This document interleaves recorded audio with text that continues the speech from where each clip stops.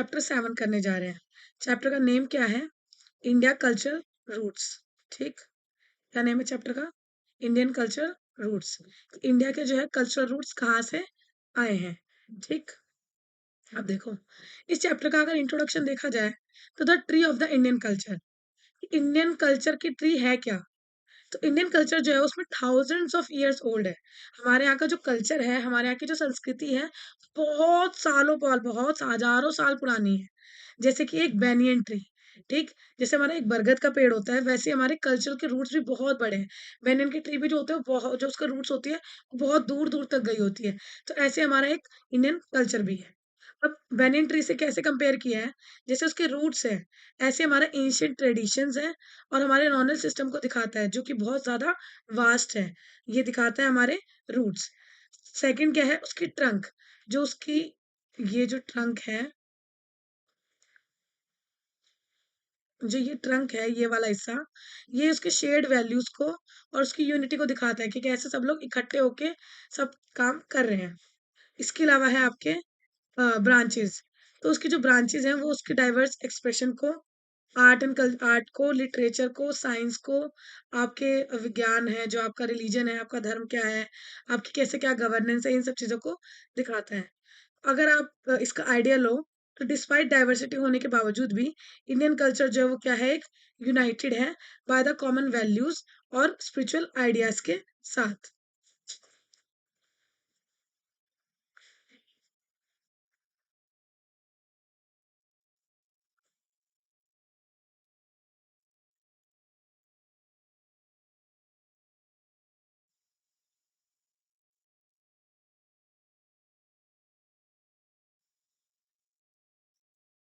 ठीक है, तो ये था हमारा the tree of the Indian culture. Indian culture का कैसा हमारा ये प्रॉपर ट्री है। Indian culture is thousand of years old है, बैनियन ट्री के जैसा है। रूट्स हमारे एंशियंट ट्रेडिशन को दिखाते हैं, नॉलेज सिस्टम को, वैल्यूज को, यूनिटी को, रंग दिखाता है, और ब्रांचेस जो होती है वो उसकी आर्ट, लिटरेचर, साइंस, रिलीजन सबको लेके चल रही हैं साथ में। ठीक, अब अगर देखा जाए तो हमारे यहाँ पे वेदास लिखे गए हैं और वैदिक कल्चर, जैसे आज की आप बुक्स पढ़ते हो, इससे हमें अगर हम पूछा जाए अगर कभी आपसे कि सबसे पुरानी बुक कौन सी है, तो बेटा वो वेदा ही है। सबसे पुरानी बुक कौन सी है हमारी? वेद। बोला जाता है ना कि अरे हमारे वेदों में लिखा आ रहा है ये चीज। ऑल्दो वेदों की चीजें लोगों को याद बहुत कम है, लोग कुछ अलग ही बताते रहते हैं। स्पेशली हमारे पेरेंट्स, उन्हें पता ही नहीं है क्या है, वो सुनते आ रहे हैं जो वही वो बता देते हैं।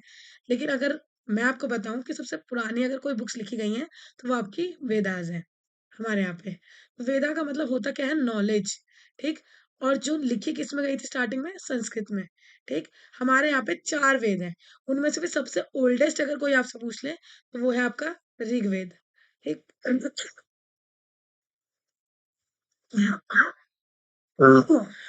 सॉरी, हाँ, तो हमारे 4 वेद हैं कौन-कौन से? एक है ऋग्वेद, दूसरा है यजुर्वेद, तीसरा है सामवेद, चौथा है आपका अथर्ववेद। इसमें सबसे ओल्ड है, सबसे पुराना कौन-सा है? तो वो है आपका ऋग्वेद। ठीक? अब देखो नेचर, इनके अंदर बहुत सारे हिम्स लिखे गए हैं। हिम्स मतलब क्या होते हैं? जैसे कि हम किसी को खुश करने के लिए गाना-वाने गाते हैं ना, पोएम्स गाते हैं, सॉन्ग्स गाते हैं, तो उसको हम क्या बोलते हैं? हिम्स बोलते हैं। तो इन चारों ही बुक्स में हिम्स वगैरह लिखी गई हैं। इसको पहले जो था ओरली पास किया जाता था, पहले लिखने का कोई प्रोसीजर था ही नहीं, सिर्फ बोल के बताया जाता था। मैंने आपको बताया, आपने अपने अपने अपने बच्चों को बताया या आपने अपने स्टूडेंट्स को बताया, तो ऐसे-ऐसे करके फैलता था, सिर्फ बोली के थ्रू, ना कि रिटन फॉर्म में। 100 से 200 जनरेशंस तक ये क्या पास हो जाता था। कंपोज़ कब हुआ था ये? सप्त सिंधव रीजन में, ठीक? सप्त सिंधव रीजन वाला कौन-सा रीजन है? वही जो हमारा इंडस वाली सिविलाइजेशन था, उसके आस-पास का जो रीजन था, ठीक? अब जाके हमने इसको एक रिकॉग्निशन भी दे दिया, महत्व दे दिया कि इतनी पुरानी बुक्स है, इतनी सारी चीज़ें नॉलेज है। तो उसको जो रिकॉग्निशन मिला है वो कब मिला है? यूनेस्को के तहत उसे मिला है। कब मिला है? 2008। इसमें होता क्या है? वैदिक चैंटिंग होती है। वैदिक की जो चैंटिंग होती है, मतलब जो बोल-बोल के एक-दूसरे को सिखाया जाता है, उसको हम इंटेंजिबल कल्चरल हेरिटेज बोला जाता है। इंटेंजिबल कल्चरल हेरिटेज बोला जाता है इसे, ठीक? अब हमारा क्या है? वैदिक डायटीज कौन से थे? डायटीज मतलब क्या होता है बेटा? हमारे यहाँ के भगवान कौन से थे? वेदा के टाइम पे हमारे भगवान कौन थे? ठीक, हम्म, तो भगवान को इंग्लिश में क्या बोलते हैं? गॉड तो बोलते ही हैं, इसके अलावा आपके डाइटीज़ भी बोलते हैं। और हमारे बिलीफ क्या रहे हैं, हमारे भरोसे क्या रहे हैं। तो डाइटीज़ अगर देखा जाए, इंद्रा इंद्र भगवान थे, अग्निदेव थे, वरुण देव थे, मित्रदेव, सरस्वती और उषास। तो ये सारे हमारे क्या थे उस टाइम के डाइटी थे। रिदम में अगर देखा जाए तो कॉस्मिक ऑर्डर और ट्रुथ, कि उस टाइम पे कॉस्मिक ऑर्डर को कि हाँ, ये ऐसा ही हुआ है, ब्रह्मांड ऐसा ही बना है, ट्रुथ इन सबको माना जाता था। यूनिटी ऑफ डिवाइन में क्या बोला जाता था कि सारे ही लोग क्या हैं, एकम सत्य विप्रा बहुवदा वदंती। कि ट्रुथ जो है, भरो जो हमारा सच्चाई है वो एक ही है। And sages call it by many names. और जो हमारे पंडित है उसको अलग अलग नामों से पुकारते हैं। सच्चाई तो एक ही है लेकिन हम उसे अलग अलग नामों से जाना जाता है। भगवान तो एक ही है, बस उन्हें अलग अलग नामों से जाना जाता है। ठीक। वैल्यूज वैल्यूज हमारे क्या थे उस टाइम पे, सच बोलना, सब लोगों को इकट्ठा रखना, यूनिटी में रखना, मिलजुल के रहना, हार्मनी में रहना। एक तो एग्जाम्पल अगर देखा जाए तो ऋग्वेद का जो वर्ष था, उसने क्या समझाया था ऋग्वेद में, कम टुगेदर, के सारे लोग साथ में आओ और साथ में बोलो, स्पीक टुगेदर। ठीक। तो ये थे हमारे वैदिक डाइटीज और उनके उस टाइम के भरोसे, बिलीफ। ठीक। अब हमारा वैदिक कल्चर सोसाइटी क्या था। तो वैदिक सोसाइटी में अगर देखा जाए, जो जनाज होते थे, जिसको हम क्लैंस भी बोलते हैं, जिसको हम भारताज, पुरूज, कुरूज, यादूज और ये तुर्वाशाज, तो ये सारे उस टाइम के क्लैंस थे। मतलब अलग अलग टाइम पे ये लोग रहते थे। जैसे आज के टाइम पे हम बोलते हैं ना, ये वाली डायनेस्टी वो डायनेस्टी, अब डायनेस्टी से भी पहले का टाइम में क्लैंस थे, बहुत पुराने पुराने, ये इस तरह के वो लोग रहते थे, भारताज रहते थे, पुराज रहते थे, क्रूज से अलग अलग ही डायनेस्टी थी, आप समझ सकते हो। गवर्नेंस अगर देखा जाए तो उस टाइम पे राजा रूल कर रहा होता था, उसकी सभा होती थी जिसमें लोग होते थे आज के डेट में, और समिति होती थी उसमें भी लोग होते थे, तो कुछ ओल्डर लोगों का ग्रुप था, कुछ समिति थी, इस तरह की चीजें होती थी। असेंबली जैसे आज भी तो होती है ना, राजा होता है, मतलब हमारा आज के डेट में प्राइम मिनिस्टर होता है और उसकी पूरी काउंसिल होती है, वैसे उस टाइम पे भी ये काउंसिल हुआ करती थी जिसको सभा और समिति बोलते थे। इसके अलावा क्या है आपका ऑक्यूपेशन, जैसे आज के टाइम पे आप बहुत अलग-अलग काम करते हो, कोई डॉक्टर है, कोई इंजीनियर है, कोई टीचर है ना? तो ऐसे ही ऑक्यूपेशन भी देखा जाए तो उस टाइम पे एग्रीकल्चरिस्ट होता था, जो खेती करता था, वीवर होता था, जो सिलाई-बुनाई करता था, पोटर होता था, जो आपके मिट्टी के बर्तन बनाता था, बिल्डर होता था, जो घर बनाता था, कारपेंटर होता था, और आपका हीलर होता था, दवाई-ववाई देने वाला, डांसर होता था, आपका ये मोची, इस तरह के लोग भी होते थे, आपके ये पंडित होते थे, बार्बर होते थे। ठीक? बार्बर जो आपकी दाढ़ी बनाता था। तो इस तरह की चीज़ें भी होती थी हमारी वैदिक सोसाइटी में, क्योंकि उनकी सोसाइटी और हमारी सोसाइटी में कुछ ज़्यादा फ़र्क नहीं है। एक बहुत हद तक चीज़ें सेम थी, बस थोड़े-से नाम अलग है। अब है वैदिक स्कूल ऑफ थॉट, कि उनके स्कूल ऑफ थॉट थे क्या? उनके क्या थे, पहला, उनके रिचुअल्स और उपनिषद्स, कि स्कूल ऑफ थॉट में हमारे क्या आते हैं, पहले तो कौन सी बुक आती है, एक आते हैं रिचुअल और एक होते हैं हमारे उपनिषद्स। रिचुअल्स मतलब क्या होता है, कौन-कौन सी चीज़ें होती थी, जैसे आज हम पूजा करते हैं तो हम दूध चढ़ाते हैं, चावल चढ़ाते हैं, इस तरह के जो रिचुअल्स हैं, उस टाइम पे कैसे होते थे? तो उस टाइम पे यज्ञ होता था, एक यज्ञ बोलते हैं, ये यज्ञ बोलते हैं, यज्ञ बोलते हैं। रिचुअल्स होता था फॉर द वेल-बीइंग, कि सारे लोग कुशल-मंगल रहें, ठीक है, सब कुछ अच्छे से हो। और ये किस लिए किया जाता था? अग्नि देवता के लिए। जैसे आज भी हम लोग यज्ञ यज्ञ कराते हैं और बोलते हैं कि हाँ, अग्निदेव हमारे परिवार को अच्छा रखें, सब सुख समृद्धि से रहें। तो इस तरह की चीज़ें हमने अपने वेदों से ही सीखी हैं। दूसरा था आपका उपनिषद्स। उपनिषद जो थे, उसमें फिलॉसॉफिकल टेक्स्ट दे रखी थी। बहुत सारी बातें हैं, जो आपको सीधे-सीधे ना बता के बहुत फिलॉसॉफिकल वे में दे रखी है, कि हाँ, परमात्मा तो एक ही है, इसका अर्थ क्या है? इस तरह की चीज़ें दे रखी हैं। और उसके बाद कर्म, कर्म के ऊपर क्या बताया था, कि कर्म जो आप करते हो उसी से ही आपको फल मिलते हैं। आपके एक्शंस क्या हैं, आप जो कर्म कर रहे हो, कॉन्सिक्वेंस उसी का रिजल्ट है। जैसे आप कार्य करते हो आपको रिजल्ट भी वैसे मिलते हैं। अगर आप अच्छे काम करोगे, आने वाले समय में आपके साथ अच्छा होगा। अगर आप बुरे काम करोगे तो आपके साथ बुरा होगा। और आप देखते भी हो कि कभी-कभी आप अच्छा काम करके चले जाते हो और जिसके साथ करते हो वो आपके साथ अच्छा नहीं करता। लेकिन भगवान आपके साथ हमेशा रहते हैं। आने वाले समय में भगवान आपके साथ अच्छा करते हैं। तो इसलिए हमें कभी इस बात से दुखी नहीं होना चाहिए कि आपने जिसके लिए अच्छा किया, उसने आपके लिए अच्छा नहीं किया। हमें भगवान से उम्मीदें रखनी चाहिए, ना कि किसी इंसान से। तो यही है, अच्छे कर्म करोगे तो अच्छा फल मिलेगा। तो ये भी किसमें लिखा हुआ है, हमारे वेदों में। रीबर्थ की स्टोरी जो आज के हम बोलते नहीं है, अरे मैं अगले जन्म में मैं तेरे को पूरा दे दूँगा, 7 जन्म तक शादी करी जाती है। तो ऐसा ही cycle of life and death. तो ये रीबर्थ की स्टोरी भी किसमें लिखी हुई है, कि रीबर्थ होता रहता है एक इंसान का, ये भी हमारे वेदों में लिखा गया है। इसके अलावा है आपका ब्राह्मण। ब्राह्मण में क्या है, ब्राह्मण क्या मानते थे, यूनिवर्सल डिवाइन एसेंस, कि पूरा जो ब्रह्मांड है वो एक ही डिवाइन एसेंस से बना हुआ है। और उसके अंदर एक आत्मा है जो कि हमारी खुद की है, जो सेम एज़ ब्राह्मण है। ये बोलते थे कि हमारा यूनिवर्सल डिवाइन सब कुछ एक ही है, ब्रह्मा और आत्मा एक ही है। तो ये थे हमारे रिचुअल और उपनिषद्स की चीज़ें। अब देखो, उस टाइम के फेमस मंत्रा क्या थे? अहम ब्रह्मास्मि, आई एम डिवाइन, कि मैं ही ब्रह्मासिनी हूँ, मैं ही पूजनीय हूँ। तत्त्ववाम असि, यू आर डेड, और तुम भी वही हो। प्रेयर जो होती थी वो कैसे होती थी? सर्व भवन्तु सुखी में, सर्व भवन्तु, सारे ही लोग क्या रहे? खुश रहें। तो may all the beings are happy, ये बोला जाता था कि सारे लोग क्या रहें? खुश रहें। ठीक। अब देखो, इसमें दूसरी चीज़ क्या थी? योगा। योगा जो होता था एक पाथ है, एक रास्ता था जो रियलाइज़ करने के लिए ब्राह्मण। इसलिए बहुत सारे लोग जो थे, यहाँ तक कि बुद्धिज़्म जो था, हमारे बुद्धा जो थे, उन्होंने भी क्या किया था? अपना बहुत ज़्यादा मेडिटेशन करी थी। Consciousness through consciousness and discipline के थ्रू उन्होंने बहुत ज़्यादा योगा वगैरह किया, जिसकी वज़ह से उनको रियलाइज़ेशन हुआ था। तो यहाँ पे भी यही अ पाथ टू रियलाइज़ भगवान को रियलाइज़ करने का, भगवान को पाने का जो तरीका है, वो योगा ही है, जिसमें हम मेडिटेशन करके उनको जान सकते हैं। और यही जो था become a foundation of Hinduism, इसकी वजह से फाउंडेशन रखा गया था हिंदुइज्म का। ठीक। तो भाई हमारा नेक्स्ट बुद्धिज्म। तो बुद्धिज्म क्या होता है? ठीक। बुद्धिज्म अगर देखा जाए तो life of a Buddha. Buddhism start किससे हुआ है? हमारे बुद्धा के बर्थ से। तो सिद्धार्थ गौतम करके, पहले उनका नाम क्या था? सिद्धार्थ नाम था। क्या नाम था? सिद्धार्थ। सिद्धार्थ गौतम।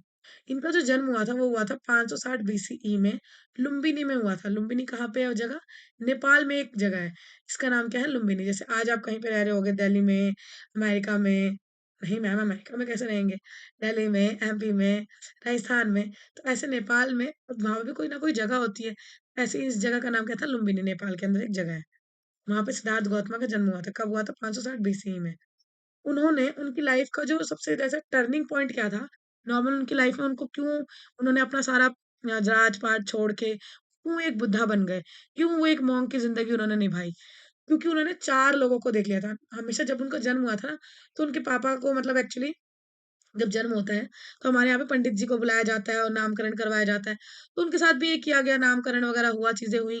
तो एक पंडित जी से पूछा गया कि ज़रा इसके भविष्य के बारे में बताओ। पंडित जी ने बोला कि वैसे तो बहुत अच्छा है ये लड़का, बहुत ही ज़्यादा ज्ञानी है होगा, बहुत ही होगा, लेकिन ये राजपाट सब छोड़ देगा। ठीक, राजपाट छोड़ के ये एकदम वो ब्रह्मचार्य बन जाएगा। अब ये चीज़ किसी पिताजी को पता चले तो वो तो सोचेंगे, अरे भई मेरा इकलौता बेटा है, मैं कैसे चाहूँगा कि मेरा बेटा सब कुछ छोड़-छाड़ के चला जाए। तो इसीलिए उन्होंने क्या किया, बुद्धा को घर में ही रख लिया। सारी सुख-सुविधाएँ उन्हें घर में ही दी। उन्हें बोला तुम्हें बाहर जाने की ज़रूरत ही क्या है? सब कुछ घर में मिल रहा है, घर में महल में मिल रहा है, तो महल की सेवा वो करो। लेकिन एक बार जो हमारे बुद्धा थे, वो बाहर चले गए। जब वो बाहर गए थे अपने वो पालकी पे, तो उन्होंने 4 चीज़ें देखी। उन्होंने देखा एक ओल्ड एज का मैन, उन्होंने एक बूढ़े आदमी को देखा, एक बीमार व्यक्ति को देखा, एक मरे हुए व्यक्ति को देखा और एक साधु को देखा। जब उन्होंने एक बूढ़े आदमी को देखा तो इन सबको, बूढ़े आदमी को देखा तो वो भी दुखी थे, जो बीमार थे वो भी दुखी थे, जिनकी डेथ हो गई उनके घरवाले दुखी थे, और एक एसेटिक को देखा, एसेटिक मतलब एक ब्राह्मण को देखा। तो वो बिल्कुल शांत स्वभाव के थे, बिल्कुल उनके चेहरे पे कुछ भी, एकदम शांत भाव, ये सब चीज़ें थी। तो ये देख के उन्होंने बोला कि जब ये सारे लोग इतना सब कुछ होने के बावजूद भी जब दुखी ही हैं, और एक व्यक्ति जो जिसके पास कुछ भी नहीं है, वो तब भी सुखी ही है, तो मुझे भी एक एसेटिक की लाइफ़ जीनी है। और यही सोच के उन्होंने क्या किया, अपने पैलेस को छोड़ दिया। जब उन्होंने अपना पैलेस छोड़ा, तो उन्होंने उसके बाद छोड़ने के बाद उन्होंने क्या किया, एक पीपल का ट्री था, वहाँ पे जाके वो बैठ गए। कहाँ पे था वो पीपल का ट्री? बोध गया में। और वहाँ बैठे-बैठे उन्होंने बहुत मेडिटेशन करी। पहले तो वो अपने, एक उनका वो था, घोड़ा था, उससे बैठ के वो भाग गए थे। भाग के और वहाँ पे जाके बोध गया में जाके उन्होंने पीपल ट्री के अंडर बैठ के, मतलब पीपल ट्री के नीचे छाया में बैठ के, उन्होंने भगवान की भक्ति में वो लीन हो गए। उनको इतना ज़्यादा उन्होंने पूजा-पाठ की कि उनको भगवान दिख गए, एनलाइटनमेंट हो गया उनको। ठीक? तो इसीलिए फिर वो क्या बन गए? बुद्धा बन गए। एनलाइटन वन, बुद्धा का मतलब होता है जिसको ज्ञान प्राप्ति हो चुकी है, सबको सब कुछ अब उन्हें पता है। ठीक? फिर उसके बाद अब कोई ज्ञान आपको प्राप्त हो गया, उस ज्ञान का तब तक कोई अर्थ नहीं है जब तक आप उसे शेयर ना करो। जैसे मैंने आपको इतना सब कुछ समझाया, सिखाया, आपकी ड्यूटी बनती है, मॉरल रिस्पॉन्सिबिलिटी बनती है कि आप इस लेक्चर को शेयर करो, या तो आप खुद से पढ़ा दो अपने दोस्तों को। अगर आप खुद से नहीं पढ़ा सकते तो आप मेरे लेक्चर शेयर कर दो, ताकि वो लोग भी पढ़ें और वो लोग भी आपके साथ आगे बढ़ें। ठीक? तो जैसे बुद्धा ने भी क्या किया, जब उन्होंने ये चीज़ सीख ली, तो उन्होंने टीचिंग्स देना शुरू किया। उन्होंने सोचा कि मैंने जो ज्ञान प्राप्त किया, अगर वो सिर्फ़ मेरे तक रहा तो उसका कोई बेनिफिट नहीं है। उन्होंने ज्ञान अपना बाँटना शुरू किया। तो उन्होंने ज्ञान बाँटने में उन्होंने पहली बात क्या बोली? अहिंसा। कि हमें किसी के साथ भी हिंसा नहीं करनी चाहिए, किसी को भी मारना-पीटना नहीं चाहिए। Non hurting in the thought और एक्शन, ना ही अपने मन में विचार में किसी को मारो और ना ही अपने हाथ से किसी को मारो। तो अहिंसा रखो। दूसरा उन्होंने बोला इनर डिसिप्लिन, अपने अंदर ही डिसिप्लिन बनाओ कि आपको अगर कोई चीज़ करनी है, चीज़ें करनी है तो उसे करो। प्योरिटी जो आती है वो अंदर से आती है, ट्रुथ और धर्मा से आती है। बाहर से कुछ नहीं होता। बाहर जैसे बाहर लोग दिखावटी पूजा करेंगे, चीज़ें करेंगे, धूप-बत्ती जला रहे हैं, अगरबत्ती जला रहे हैं, वो कोई पूजा नहीं है बेटा। लेकिन अगर आप मन से किसी की हेल्प करोगे, सच बोलोगे, अपना आपका जो कर्म है उसे करोगे, वो सबसे बड़ी पूजा है। कभी-कभी होता है ना पेरेंट्स बोलते हैं कि ये सब काम करो और आप नहीं करते। उसको करने से कुछ नहीं होता। वो तो सिर्फ़ रिचुअल है जो दूसरों को दिखाने के लिए किए जाते हैं। जो आप अपने मन में भगवान के प्रति, अपने प्रति, सबके प्रति जब खुश रहते हो, बहुत सबकी मदद करते हो, रहते हो, सबके साथ शेयर करते हो, हेल्प करते हो लोगों की, वही एक इनर डिसिप्लिन है। तीसरा है संघा, कि community of Monks and the nuns, उन्होंने सिर्फ़ अपने एक अकेले की उन्होंने ज्ञान प्राप्त करके नहीं बैठे, उन्होंने एक पूरी पलटन बनाई, पूरी-पूरी टीम बनाई, जो भिक्षुस थे और कुछ जो थे नन्स थे। जो नन्स जो होती थी, जो औरतें थी उनको नन्स बोला गया जिसको भिक्षुनीज़ भी बोला जाता था और जो मेल होते थे उनको भिक्षुस बोला जाता था। तो उन्होंने बहुत अलग-अलग ऐसे करके एक ग्रुप बना लिए कि हाँ, ताकि उसमें वो पूरे अपने ज्ञान की बातें उनसे शेयर करते थे। फिर उन्होंने एक फ़ेमस कोट भी बोला कि conquering oneself is greater than the conquering a thousand. हुँ, हाँ, कि अपने आप को जीत लेना किसी हज़ारों आदमी को जीतने से ज़्यादा अच्छा है। कॉन्करिंग वनसेल्फ, अपने आप को जीतना, वो ज़्यादा बड़ा है than the conquering thousand man. इतने सारे लोगों को जीतने का कोई तात्पर्य नहीं जब तक आपको अपने बारे में अपनी चीज़ें नहीं पता होंगी, ठीक? तो ये चीज़ उन्होंने बाँटी, अपना ज्ञान उन्होंने अब देखो, अब इन्होंने बहुत सारी स्टोरीज़ यहाँ पे लिखी गई हैं बुद्धा के ऊपर, बुद्धा की लाइफ़ के ऊपर या मतलब ये बहुत फ़ेमस स्टोरीज़ हैं, जो हमारे उपनिषद में लिखी गई हैं। उपनिषद में तो है क्या, जो हमारे वेद वगैरह लिखे गए थे, उनसे ही उसको उनमें से निकाल के बहुत सारी स्टोरी उपनिषद में डाली गई हैं। Many stories from the Upanishad tell us the importance of the asking question, कि जो आप क्वेश्चन पूछते हो ना, अगर सोचो मैंने आपको पढ़ाया, आपको कोई भी डाउट आ रहा है, तो आप क्वेश्चन पूछो। क्वेश्चन पूछने के क्या फ़ायदे हैं, वो इन क्वेश्चन्स के थ्रू बताया जाएगा। Whether this question come from the man, चाहे वो किसी इंसान से आए, मतलब मेल से आए, फीमेल से आए या किसी बच्चों से आए, क्वेश्चन पूछना बहुत इम्पोर्टेंट है, ठीक? चलो, आपको फर्स्ट स्टोरी सुनाते हैं। इसमें क्या है, श्वेकेतु और सीड ऑफ द रियलिटी। इस सीड ऑफ रियलिटी के बारे में इन्हें पता चलेगा श्वेकेतु को। इसका फेमस नाम है, मतलब किस उपनिषद से लिया गया है, छंदोग्य उपनिषद करके जो बुक है उससे लिया गया है। एक ऋषि थे उदलका अरुणि करके, ठीक है? उदलका अरुणि करके क्या थे, एक ऋषि थे। सेंट हिज सन, उन्होंने अपने बेटे श्वेकेतु को गुरुकुल में भेज दिया। उन्होंने बोला जाओ और जाके वेदा सीख के आना। व्हेन श्वेकेतु रिटर्न 12 इयर्स लेटर, श्वेकेतु जो थे वो 12 साल लगा के वेदा सीख के आए। His father realised he had become very proud of his learning. तो उनके फादर ने सोचा कि भाई मैं बहुत खुश होऊँगा जब वो सीख के आएँगे पूरे। So Uddalaka tested him with a question. Uddalaka ने, जो उनके पिताजी जो थे, जब वो 12 साल बाद सीख के आए, तो उनसे क्वेश्चन पूछा, उनकी नॉलेज को चेक करने के लिए कि उन्होंने कुछ सीखा है कि नहीं। उन्होंने बोला, क्वेश्चन क्या था, द नेचर ऑफ द ब्राह्मण, कि ब्राह्मण का नेचर क्या है? विच शुकेतु कुड नॉट आंसर। शुकेतु जो थे उसका आंसर दे ही नहीं पाए कि ब्राह्मण का नेचर क्या है। उदलका, उनके पिताजी ने उन्हें समझाया कि टू एक्सप्लेन हाउ ब्राह्मण, कि ब्राह्मण जो होता है वो कैसे इनविजिबल है। हाउ ब्राह्मण दो इनविजिबल इज एवरीवेयर, कि भले ही वो दिखता नहीं है ब्राह्मण, हमें हमें ब्रह्मा भगवान नहीं दिखते हैं, इनविजिबल है चारों तरफ से, बट इज एवरीवेयर, लेकिन वो हर जगह है। भले ही हमें दिख नहीं रहे हैं, लेकिन वो हैं हर जगह। सच एज़ द, जैसे उन्होंने एग्ज़ाम्पल भी दिया, जैसे बेनियन के जो फ्रूट्स होते हैं, सीम्स एम्प्टी, जब उसका आप seed of the banyan fruit जो होता है, जब बरगद के पेड़ का जब आप बीज को खोलोगे, तो आपको उसमें कुछ भी नहीं दिखेगा, सीम्स एम्प्टी दिखेगा जब आप when you open it, but already contain the future of the banyan tree. लेकिन अगर आप वही सीड डाल दो नीचे धरती में, तो और पानी डाल दो उसमें थोड़ा-सा, आपका बेनियन ट्री फिर से उग जाएगा।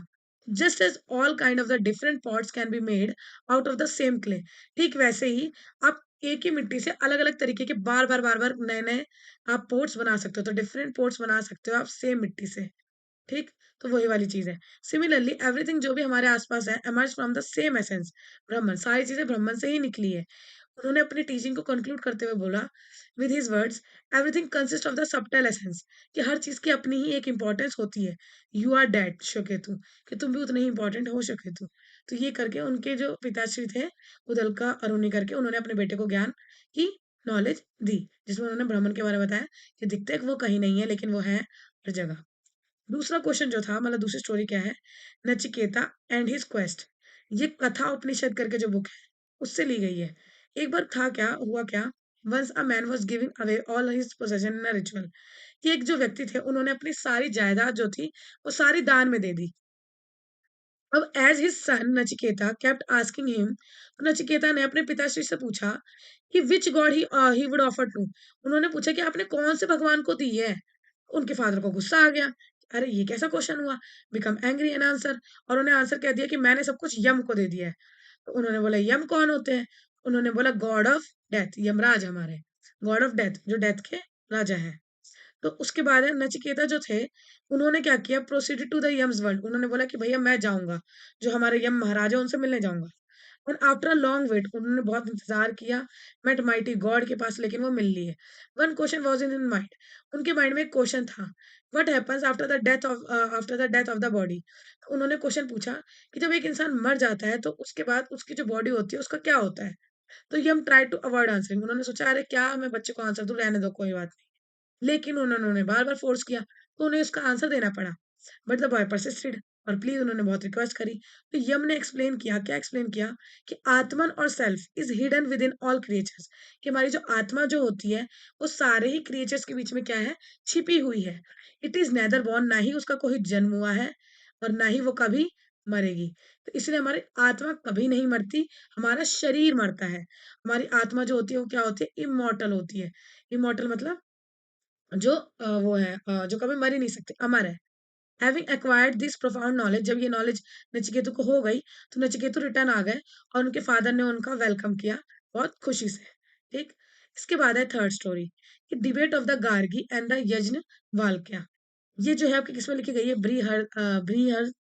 बृहदर दरका दरयनका उपनिषद, बृहदरण्यका जो उपनिषद है, उसमें लिखी गई है गार्गी और यजनवाल्का की स्टोरी।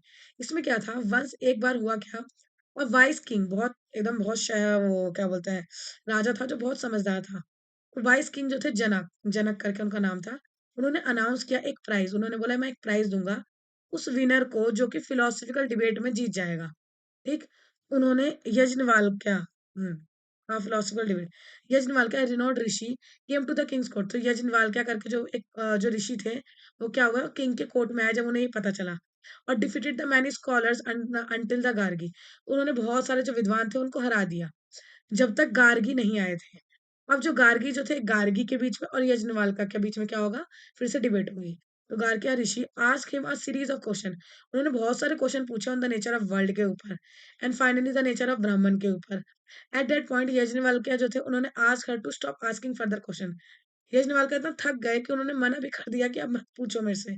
लेटर बाद में हुआ क्या, however Gargi resume her question, उन्होंने अपने क्वेश्चन बंद तो कर दिए, and Yajnavalkya went on to the explain how the Brahman is what makes the world. और यज्ञवल्क्य ने फिर ये सब चीजें समझाई कि कैसे हमारे ब्राह्मण ने वर्ल्ड को बनाया है, सीजन्स बनाए, रिवर्स बनाई, और एवरीथिंग एल्स पॉसिबल, कि और जो जो चीजें हुई, ये कैसे बनाया। तो ये सारी चीजें हमारी यज्ञवल्क्य ने समझा थी।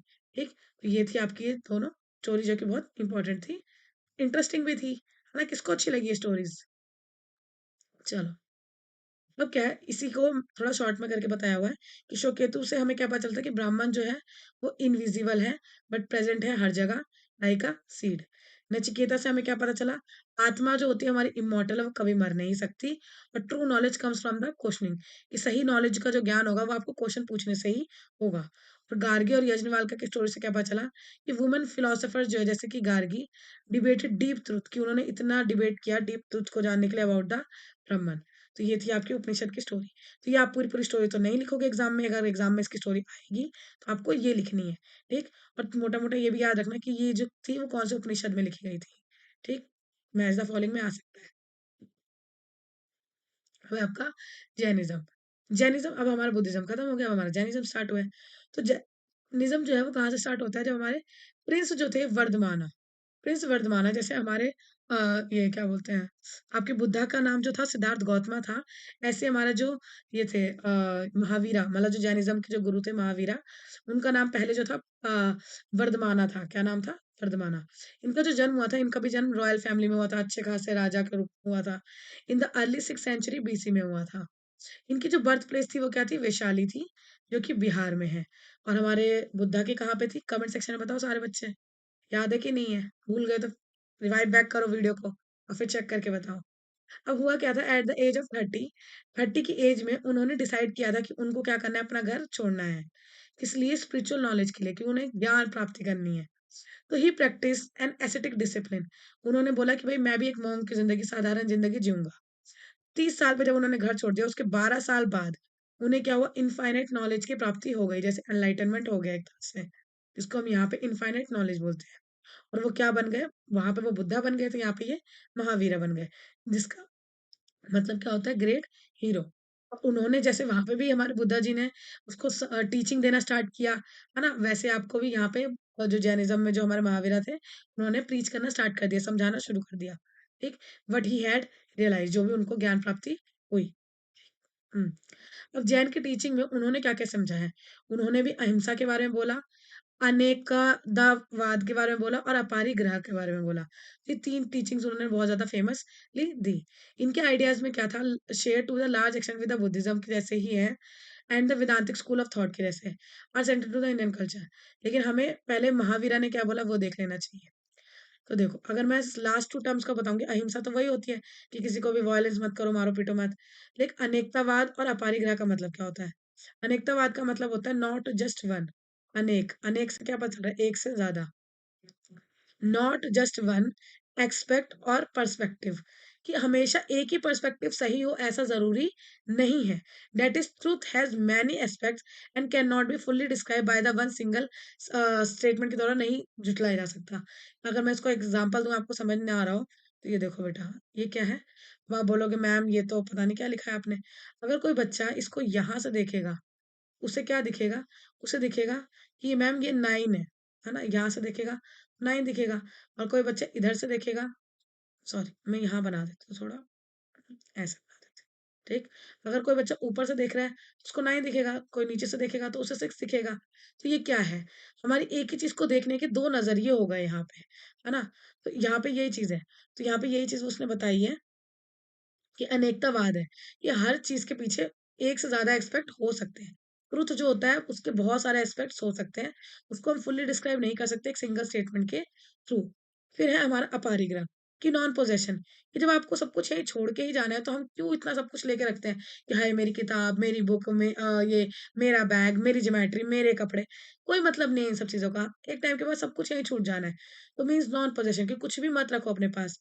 एंड एडवाइस द डी-अटैचमेंट, कि उन्होंने सबसे डी-अटैच करने की सलाह दी थी फ्रॉम द मटेरियल पोजेशन से, एंड लिमिट किया था उन्होंने oneself to what is truly necessary in life.